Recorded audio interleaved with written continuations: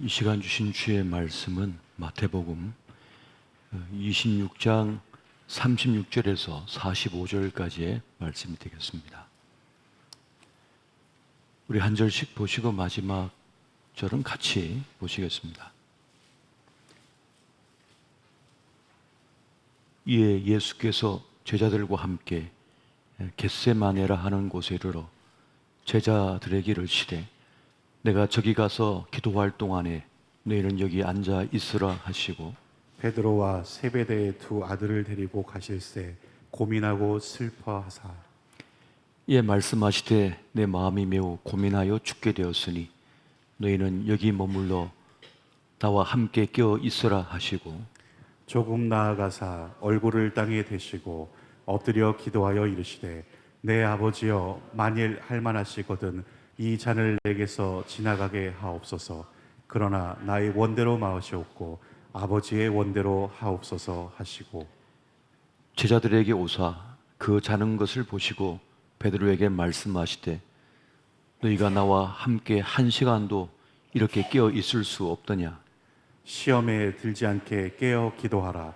마음에는 원이로되 육신이 약하도다 하시고 다시 두 번째 나아가 기도하여 이르시되 내 아버지여 만일 내가 마시지 않고는 이 잔이 내게서 지나갈 수 없거든 아버지의 원대로 되기를 원하나이다 하시고 다시 오사 보신즉 그들이 자니 이는 그들의 눈이 피곤함 일러라.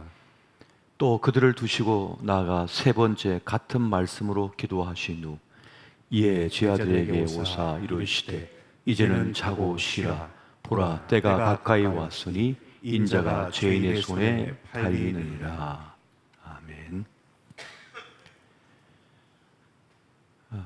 고난주간 특별 새벽 기도회 네 번째 날 새벽 말씀의 제목은 깨어 기도하라입니다.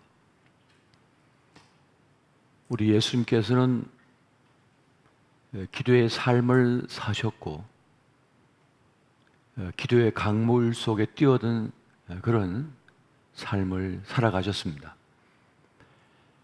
공생의 사역을 처음 시작하실 때에도 40일 동안 금식하시며 기도를 하셨습니다. 그리고 매 사역의 여정 속에서도 끊임없이 기도를 멈추신 적이 없습니다. 마지막 순간 십자가에서 운명하실 때에도 자기를 못 박은 자들을 위하여 중보기도 하셨고 그리고 마지막 운명하시는 그 순간 하나님 아버지께 영혼을 맡기시는 기도를 하셨습니다. 그 기도는 어떤 기도였습니까? 우리 예수님의 기도는 하나님 아버지께서 주시는 그 잔을 마시는 또 받드는 그런 기도셨던 것입니다. 그러니까 기도하지 않고서는 하나님 아버지께서 주시는 잔을 마실 수가 없습니다. 그래서 이루어낼 수가 없다는 것입니다. 그러므로 우리 또한 우리 생애의 시간 동안 절대 멈추지 말아야 할 것, 그것은 바로 기도가 되고 있는 것입니다. 그래서 그런지 신학교마다 여러 교육의 과정이 있습니다만 기도 훈련의 과정이 특별히 그렇게 계획되어져 있는 것을 보게 됩니다. 저도 신학교 시절 기숙사 생활을 했는데 기숙사 생활을 이제 선배들과 또 동기들과 같이 이렇게 하면서 제일 힘들었던 것이 기도하는 그 훈련의 과정이었습니다. 새벽 기도는 5시에 분명히 있었던 것 같고요. 저녁 7시 기도회가 있었고 밤 12시 기도회가 있었습니다.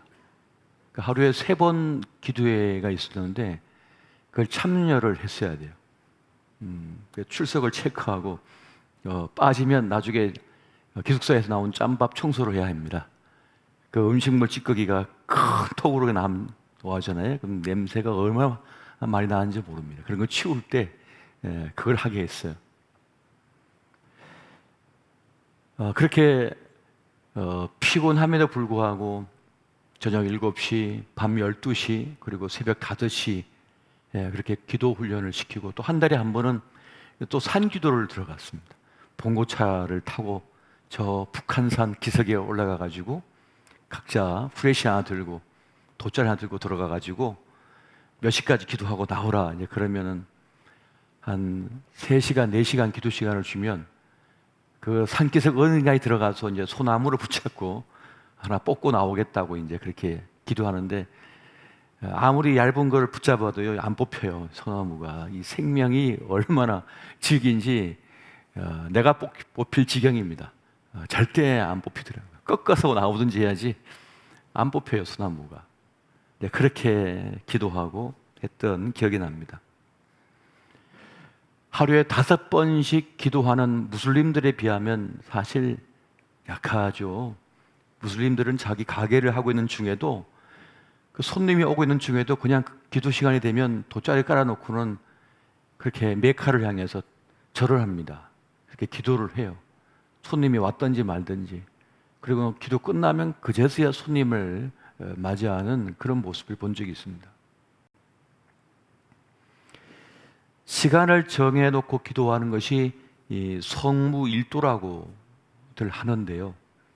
로버트 벤슨이라고 하는 사람은 중단 없는 기도라고 하는 글을 썼는데 그가 안타까워했던 것이 무엇인가 하면 이 기독교 전통 속에서 이 시간을 정해놓고 기도하는 성무일도가 사라진 것이 너무 아쉽다.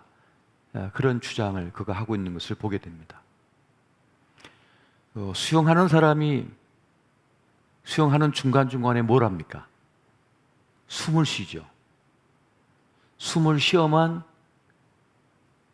수영을 계속할 수가 있는 거예요. 수영하는 중간에 숨을 안 쉬면 그냥 가라앉아 버립니다. 그것처럼 우리 삶의 여정 속에서 일정하게 기도가 있어야 된다는 것이죠. 그것을 나를 살려내고 지켜내고 아버지께서 주시는 잔을 받을 수가 있다는 겁니다. 그런 기도가 우리 한국 교회 안에 또 우리의 기도의 삶 속에 사라져 버린 것, 그것이 너무나 안타깝다는 것입니다. 일상의 흐름을 끊고 하나님 아버지께 집중하는 그 시간이 우리를 지켜내고 살려낸다는 것, 이것은 기도의 필요성을 알면서도 기도에 돌입하지 못하는 우리에게 많은 도전이 되는 말씀이 되고 있습니다. 기도의 습관은 결국 훈련을 통해서만 이루어지는 것이죠. 그냥 기도하고 싶다 해서 기도에 딱 들어간 순간 기도가 안 돼 버립니다. 기도는 영적인 것이기 때문에, 영적인 활동이기 때문에 내 마음대로 되는 것이 아니에요. 기도에 들어가도 주님과 깊이 연결되지가 않아요. 주님의 임재가 느껴지지가 않고 자꾸 다른 사람의 신경을 쓰게 되고 자꾸 스마트폰에 관심을 가지게 되고 이 잡념 때문에 기도가 안 됩니다. 사실은 기도가 약화된 이유는 바로 기도의 훈련이 없기 때문이고 기도의 습관화가 되지 않았기 때문이며 하나님에 대한 절실함이 없기 때문에 그렇습니다. 세상적인 것이 다 하나님을 대체해 버렸거든요. 너무나 많은 안전장치가 되어 있다 보니까 하나님에 대한 절대적 신뢰가 무너져 버렸습니다. 그것이 우리를 무너뜨리고 있는 것이죠. 중요한 것은 그것입니다. 기도하지 않고서는 이루어지지 않는다는 것입니다. 주님께서 주시는 그 잔을 받을 수가 없다는 것입니다. 또 기도가 아니고서는 감당할 능력을 갖출 수가 없기 때문에 그렇습니다. 그래서 주님께서는 깨어 기도하라, 그렇게 우리에게 지금 말씀하고 계시는 것입니다. 십자가를 따르기 위해서는 그 십자가의 도의 능력을 내 삶에 누리기 위해서는 깨어 기도하는 그것이 우리에게 필요하다는 것입니다. 아이를 키울 때 매일 했던 것이 있습니다. 꼭 아이가 잠을 밤에 잘 때 머리에 손을 얹고 기도를 해줬어요. 축복 기도를 해요. 매일 밤마다 그렇게 기도를 했습니다. 그렇게 한 이유는 제가 군목 생활하면서 11번의 이사를 했거든요. 그러니까 아이가 꼭 학기 중에 그렇게 이사를 가야 했단 말입니다. 초등학교를 얼마나 옮겼는지 모르겠어요. 그렇게 한 이유는 그 공군이라고 하는 전체 부대의 모든 걸 알아야 되기 때문에 사이트에서도 근무하게 하고 방공포에서도 근무하게 하고 교육부대에도 근무하게 하고 사령부에도 근무하게 하고 각각에 있는 걸 다 섭렵하게 만들기 위해서 매년 그렇게 이사를 가야만 했던 것입니다. 그러다 보니까 아이가 너무 힘들게 자라는 거죠. 친구를 계속 바꿔야 되니까요. 그래서 저녁마다 그 아이를 끌어안고 그렇게 축복 기도를 했습니다. 마음의 평강, 담대함, 믿음을 잃지 않게 하시고 친구 잃은 슬픔을 이기게 해주시고 지혜와 총명, 하나님 안전을 지켜주시고 계속 그런 간절한 기도를 안 할 수가 없는 거예요. 그런 절실함이 있었어요. 그리고 저는 그 아이가 자란 동안에 성적표를 물어본 적이 없습니다. 몇 등 했냐 이런 거 물어본 적이 없어요. 미안해가지고. 잘할 수가 없잖아요. 그렇게 이동을 하는데. 나중에는 아내가 저에게 아이가 이렇게 공부를 했노라고 이렇게 보여줄 때 아유 고맙다, 감사하다, 꼴찌 안 한 게 어디냐. 어떤 데 1등 했다고 그러고 막 상위권에 올라갔다고 그랬을 때는 대놓고 칭찬 안 했습니다만 하나님 앞에 기도했습니다. 주님 고맙습니다. 주님 감사합니다. 주님의 은혜입니다. 여러분, 우리는 기도의 강에 뛰어들어야만 합니다. 기도는 능력이기 때문이고 기도는 하나님의 놀라우신 은혜를 끌어내는 것이기 때문에 그렇습니다. 여러분, 기도는 그 기도의 보람은 단순히 내가 구할 것을 주님 앞에 구했다는 것으로 끝나는 것이 아니고 하나님의 임재 속에 들어가는 것입니다. 하나님과 깊은 만남을 가지는 거예요. 그 가운데 평안을 누리는 겁니다. 마치 아기가 엄마 품에 안기듯 평안을 누리는 거예요. 밖이 어떠하든지 그 아기가 엄마 품에 안겼을 때 평안을 누리는 것처럼 우리 영혼이, 우리의 육체가 평안을 누리는 것입니다. 그리고 그 기도 속에서 내가 당한 문제가 그렇게 큰 문제가 아님도 깨닫게 돼요. 기도를 통해서 우리 영적인 눈이 열리기 때문에 기도의 시간을 통하여 문제의 실체를 보기 때문에 그렇습니다. 그리고 이 문제가 그렇게 복잡한 문제도 아니다라고 하는 것을 깨닫게 됩니다. 그러니까 기도는 우리의 삶을 단순화시켜버립니다. 선명하게 보여지게 만들어 버리는 거예요. 그리고 우리가 그렇게 애착하고 그거 없으면 죽을 것 같았는데 기도하는 가운데 그 애착에서 벗어나게 됩니다. 그 욕망에서 벗어나는 것을 경험하게 되어집니다. 왜냐하면 기도는 나를 하나님께 맡기는 것이거든요. 주님께 맡기게 되는 거예요. 내 인생의 행로, 향방, 운명을 주님 앞에 맡겨드리는 것이기 때문에 그렇게 안달하던 내 마음이 평안해지는 것을 경험하게 됩니다. 그리고 기도하게 되면 그 무엇보다 문제보다 크신 하나님을 발견하게 돼요. 내가 당한 문제보다 하나님이 더 크시다.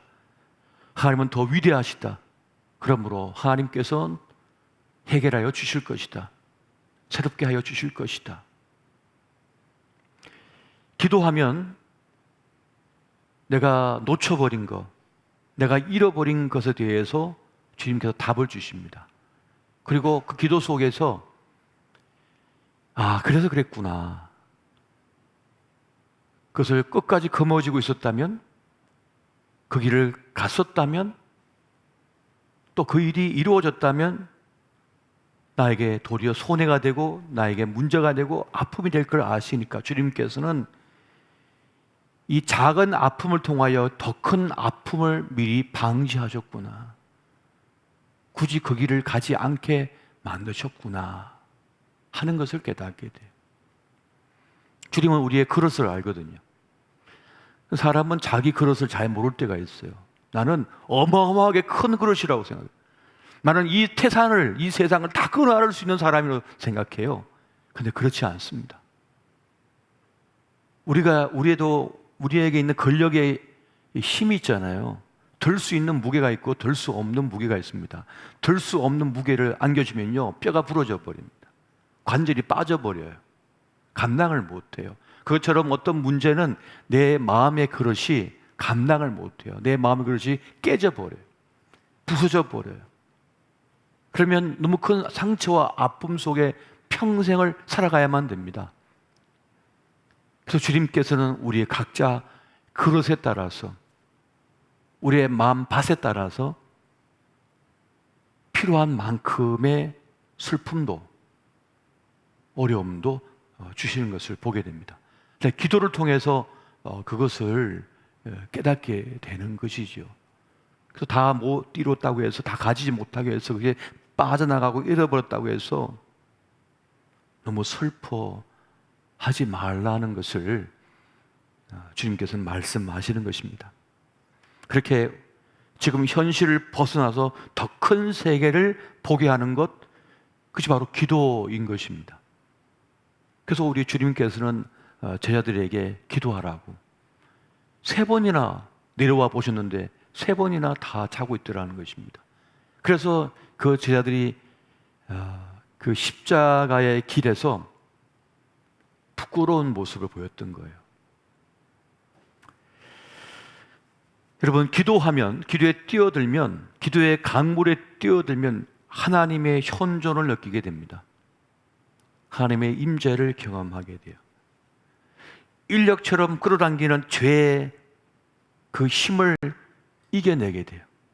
기도의 능력입니다. 이것이 오늘 우리 신앙생활에서 무너진 게 뭐냐? 기도입니다. 기도가 무너지니까 성경이 안 읽혀요. 기도가 무너지니까 헌신의 삶, 섬김의 삶이 사라져 버려요. 기도는 나를 주님 앞에 무릎 꿇리는 것이고 엎드리는 것이고 하나님을 받아들이는 것이거든요. 근데 그 기도가 무너져 버리니까 다른 것이 되어버리지 않는 것입니다. 그러므로 여러분, 교회는 기도의 공동체임을 우리가 잊지 말아야 하겠습니다. 기도하지 않고서 하나님의 뜻을 이룰 수가 없고 하나님께서 주시는 잔을 받을 수 없기 때문에 그렇습니다. 교회마다 하나님께서 주시는 잔이 있어요. 우리 교회에 주시는 하나님의 잔이 있어요. 그 잔을 받을 수 있느냐라고 물으십니다.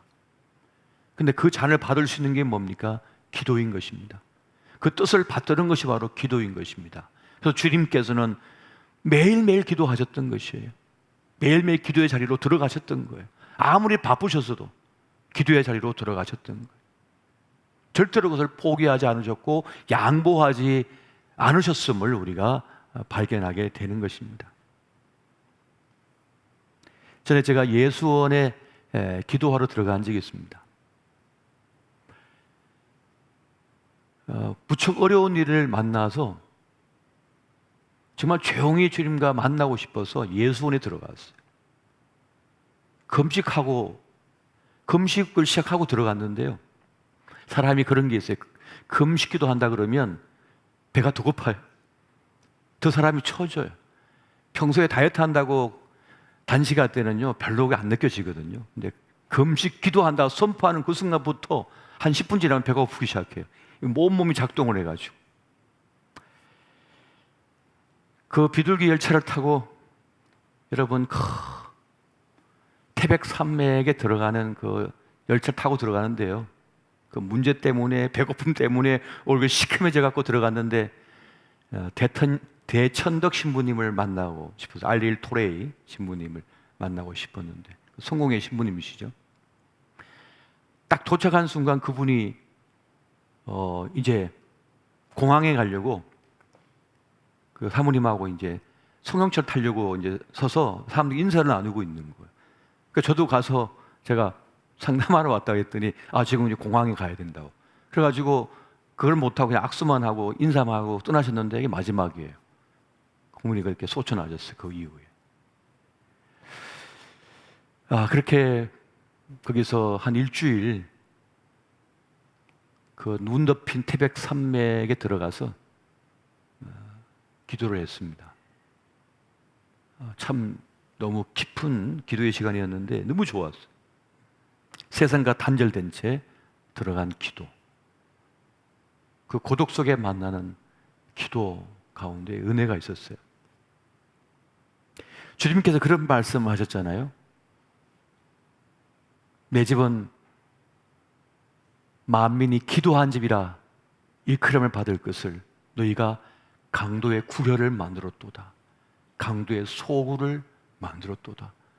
하나님의 것은 없고 세상 것만 가득한 것, 그런 세상, 그런 소굴을 만들었구나. 기도의 토굴이 돼야 되는데 그렇게 말씀하셨습니다. 사도 바울도 에베소 교회를 향하여 그렇게 말하죠. 모든 기도와 간구를 하되 항상 성령 안에서 기도하고 이를 위하여 깨어 구하기를 항상 힘쓰며 여러 성도를 위하여 구하라. 이 기도의 사명을 말씀해 주고 있는 것을 보게 됩니다. 여러분, 기도는 역사를 반드시 가져옵니다. 할렐루야. 짐 산발라라고 하는 목사님이 있습니다. 여러분, 미국의 가장 화려한 도시가 어디입니까? 라스베이거스도일 수도 있지만 뉴욕이잖아요. 모든 영화의 주무대가 뉴욕이 아닙니까?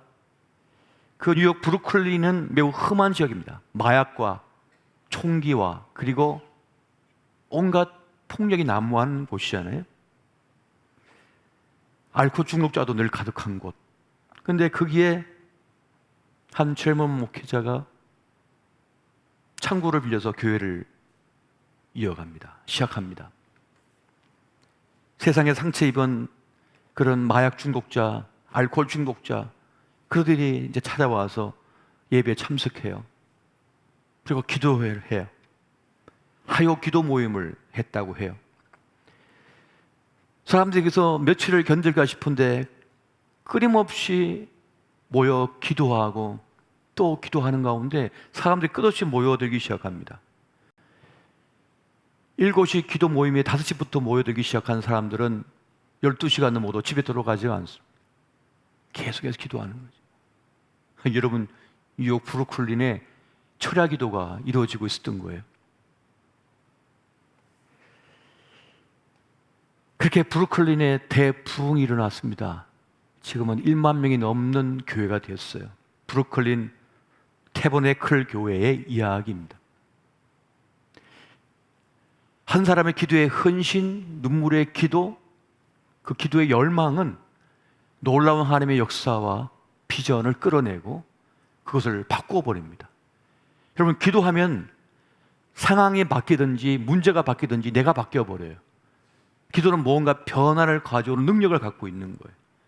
기도하지 않기 때문에 어떤 것도 일어나지 않는 거예요. 믿음의 기도는 병자도 고쳐낸다고 주님께서 말씀을 하셨습니다. 고난 당한 자가 있느냐? 그럼 그는 기도할 것이오라고 말씀했습니다. 그러니까 병든 자도 고난 만난 자도 다 어디 들어갑니까? 기도의 자리로 들어가라고 한 거예요. 그런데 고난을 만났어도 아팠어도 기도의 자리로 들어가지 않아요. 잠깐 기도하고 말아요. 인도네시아의 가장 큰 교회가 이루어질 때에 그 무슬림 가득한 사회 속에서 한 목회자가 아이를 낳았는데 아이가 내성마비 아이예요.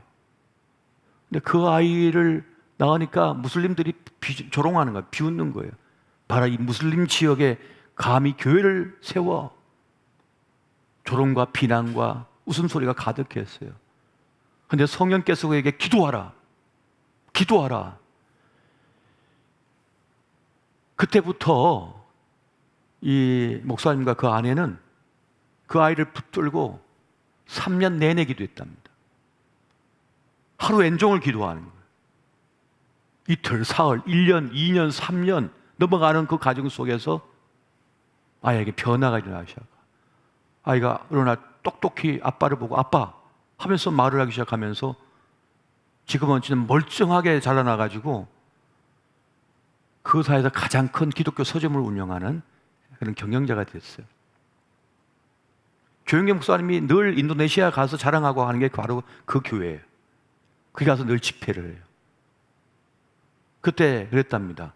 그 아이가 그렇게 된 상황 속에서 그 목회자가 집회에 참여한 집회에 말씀 인도하신 조영계 목사님에게 이 상황을 말씀드렸더니 기도해라! 하나님께. 그 얘기 듣고는 3년 내내 기도한 거예요. 3년 내내 쉼 없이 기도해요. 하나님 앞에 자기의 모든 걸 걸고. 여러분 3년 내내 기도해 보셨습니까? 매일 그 12시간 가까이.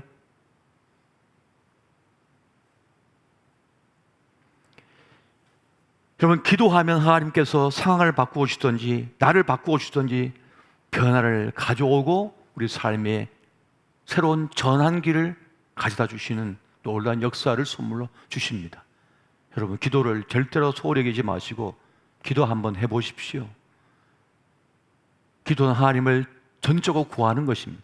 세상 것 구하는 것이 아닙니다. 스마트폰을 보면서는 TV를 보면서는 얼마든지 2시간, 3시간 하루 왼종일 밤새도록 켜놓고 볼 수 있으면서도 기도는 조금 하다 말하는 거예요. 조금 하다 그냥 금방 멈추는 거예요. 언제 그런 기도 해보셨습니까? 여러분 주님께서 깨어 기도하라 말씀하십니다.